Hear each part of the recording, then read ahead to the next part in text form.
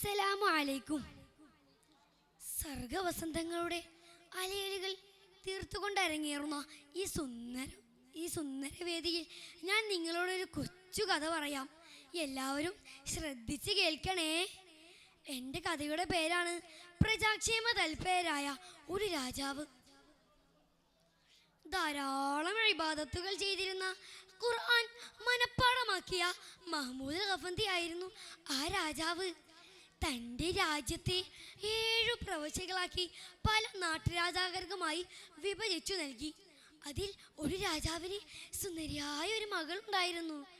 അവളുടെ പേര് സുഹറ. മഹ്മൂദ് ഗഫന്തിയുമായി അവളുടെ വിവാഹം ഉറപ്പിച്ചു വെച്ചിരിക്കുകയായിരുന്നു. ഒരു ദിവസം മഹ്മൂദ് ഗഫന്തി നായാട്ടിലായി ദേഹത്ത് എണ്ണ തേച്ച് കൊട്ടാരം മട്ടുവാവിലൂടെ ഉലാത്തുകയായിരുന്നു. ഖുർആൻ പാരായണത്തിൽ അതീവ താല്പര്യം കാണിച്ചിരുന്ന മഹ്മൂദ് ഗഫന്തിയുടെ അതരങ്ങളാൽ ഖുർആൻ സദാ മുഴഞ്ഞുകൊണ്ടിരുന്നു. ആലിമ്രാനിലെ 26-ാമത്തെ ആയത്തെത്തിയപ്പോൾ മഹ്മൂദ് ഗഫന്തിക്ക് ഒരു സംശയം. എല്ലാ അധികാരവും നൽകുന്നതിനും എടുക്കുന്നതിനും നീയാണെങ്കിൽ എൻ്റെ അധികാരം ഈ സെക്കൻഡ് നീ എങ്ങനെ ഇല്ലാണ്ടാക്കുമായിരുന്നു? പെട്ടെന്നൊരു പട ഓടി വന്നുകൊണ്ട് പറഞ്ഞു, മഹാരാജാവേ മഹാരാജാവേ, മുറ്റത്തൊരു പുലി. പുലിയോ? മഹാരാജാവ് മുറ്റത്തെത്തി. കഴിവതും പുലി ഒരുക്കാൻ ശ്രമിച്ചു. പക്ഷേ പുലി പിന്മാറുന്ന പ്രശ്നമില്ല. അവസാനം മഹ്മൂദ് ഗഫന്തി തൻ്റെ ഉടവാൾ വലിച്ചൂരി പുലിക്കു നേരെ നീങ്ങി. പെട്ടെന്ന് പുലി ഇടതൂർന്ന് നിൽക്കുന്ന ഒരു കാട്ടിലേക്ക് ഓടിപ്പോയി. പുറകിൽ മഹ്മൂദ് ഗഫന്തി കുതിര പുറത്തും. ദീർഘനേരത്തെ പരിശ്രമത്തിനൊടുവിൽ പുലി കാട്ടിൽ അപ്രത്യക്ഷനായി. ക്ഷീണം കാരണം മഹ്മൂദ് ഗഫന്തി ഒരു പാറപ്പുറത്ത് കിടന്ന് സുഖമായി കിടന്നുറങ്ങി. അതേസമയം നമ്മുടെ സുഹറയുടെ കൊട്ടാരത്തിൽ ഒരു കളവ് നടന്നിരിക്കുന്നു. സുഹറയുടെ വിവാഹാഭരണങ്ങളെല്ലാം ഒരു കള്ളൻ മോഷ്ടിച്ചു കൊണ്ടുപോയി. ഇതറിഞ്ഞ രാജാവ് കോപിതനായി. ആരെവിടെ? 3 ദിവസങ്ങൾക്കകം കള്ളനെ നമുക്ക് മുമ്പിൽ ഹാജരാക്കുവിൻ.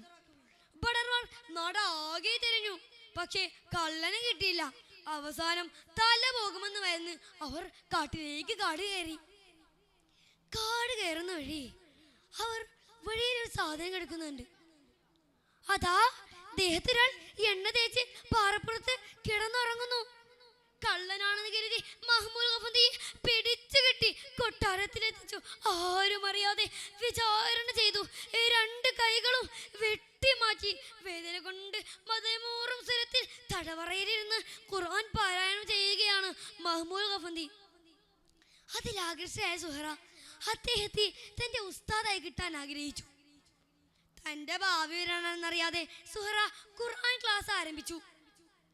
അങ്ങനെ ഒരു ദിവസം മഹ്മൂദ് ഗഫന്തി ആലിമ്രാനിലെ 26-ാമത്തെ ആയത്ത് പാഠം ഓതി കൊടുക്കുമ്പോൾ പെട്ടെന്ന് ബോധരഹിതനായി വീണു. കാര്യം അന്വേഷിച്ചപ്പോഴാണ് അവർക്ക് അത് മഹ്മൂദ് ഗഫന്തിയാണെന്ന് മനസ്സിലായത്. ഒരു കള്ളനും ഒരു വികലാംഗനുമായ ഒരാളെ തൻ്റെ ഭർത്താവായി കിട്ടില്ലെന്ന് മനസ്സിലാക്കിയ സുഹറ ഒരു ഭ്രാന്തിയെ പോലെ അഭിനയിച്ചു. ഒപ്പം കള്ളനെ ഭർത്താവായി കിട്ടുവാനും. തൻ്റെ മകളുടെ ഒരു വിവാഹ ജീവിതം ആലോചിച്ച് രാജാവ് അതിനെ സമ്മതിച്ചു. അന്ന് രാത്രി താൻ ചെയ്ത പാപത്തിന്റെ വണ്ണപുറത്ത് മനംപുരുക്കി പശ്ചാത്തപിക്കുകയാണ് മഹ്മൂദ് ഗഫന്തി. അന്ന് രാത്രി മഹ്മൂദ് ഗഫന്തി ഉറങ്ങുമ്പോൾ അതാ മുത്തുനബി കിനാവിൽ വരുന്നു. മുത്തുനബിയോട് തൻ്റെ വിഷമങ്ങളെല്ലാം മഹ്മൂദ് ഗഫന്തി പറഞ്ഞു. മഹ്മൂദ് ഗഫന്തിയോട് തിരുനബി സല്ലല്ലാഹു അലൈഹി വസല്ലം തങ്ങൾ പറഞ്ഞു, 2 കൈകളും നീട്ടു. അത്ഭുതം, അത്യത്ഭുതം! മുത്തുനബിയുടെ തിരുസ്പർശനമേറ്റതും കൈകൾ രണ്ടും പഴയ സ്ഥിതിയിലായി. ഇതൊരാളിൽ നിന്ന് മറ്റൊരാളിലേക്കും അങ്ങനെ കൊട്ടാരമാകെ വാർത്ത പടർന്നു. മഹ്മൂദ് ഗഫന്തിയാണെന്ന് മനസ്സിലാക്കിയ രാജാവ് മഹ്മൂദ് ഗഫന്തിയെ കാൽ കീഴിയെന്ന് മാപ്പ് പറഞ്ഞു. രാജേ, അങ്ങ് എന്നോടാണ് തെറ്റ് ചെയ്തത്. പക്ഷേ ഞാൻ എൻ്റെ രക്ഷിതാവായ അള്ളാഹുവിനോടാണ് തെറ്റ് ചെയ്തത്. അതിനുള്ള ശിക്ഷയാ എനിക്ക് ലഭിച്ചത്.